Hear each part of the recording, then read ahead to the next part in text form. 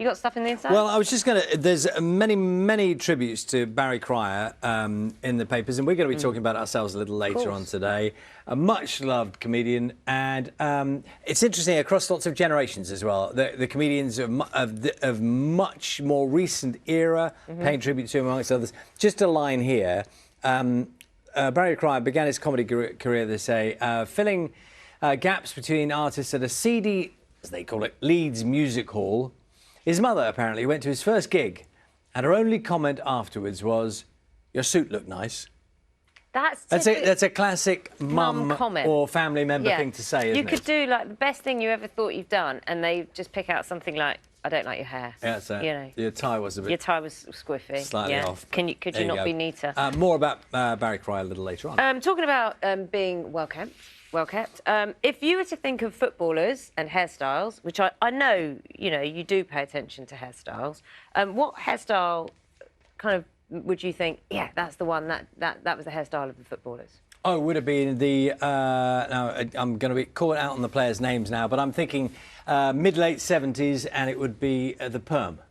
The poodle perm? The perm. The full-on big poodle perm. That is the Thatch of the day. See what I did there? I didn't do it. This is in the Kevin mirror. Keegan, there you go, Kevin Keegan. So there's been this part. I just enjoyed this because I enjoy hair stories. And just taking a look at the most memorable haircuts amongst footballers. And you've got, in the 1970s, you were right, Charlie, the poodle perm. Now, Kevin Keegan's come in at #1.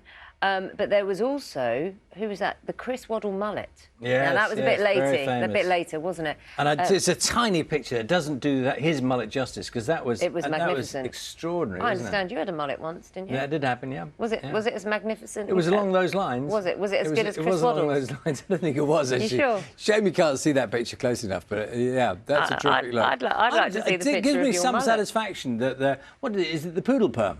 Yes. Poodle perm. That gives me some satisfaction. That comes out top. David Beckham got in there twice because he had a mohawk and he had cornrows as well. Also, a tip for you if you are a cat owner. If you are worried, apparently almost half the cats in the UK are obese and need to go on a diet. Vets are warning. Cats are facing a diabetes crisis, 50,000 suffering from the condition. If you want to know if your cat isn't too fat, the charity said that people should be able to feel their cat's ribs easily when they stroke them and clearly see a waistline when you look at them from above. The thing is, right, I have 3 cats and they're all different sizes. And one is a big lady, but she has just the same fish, but I never see her eating. Yeah. And the other one is as lithe as anything. And so I think what do the experts say about that?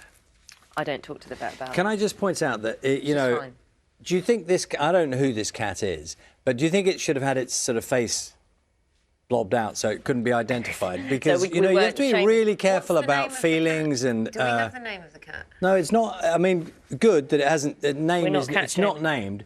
But I do think you've got to be careful about these things, because could be watching. Got to be careful, haven't you?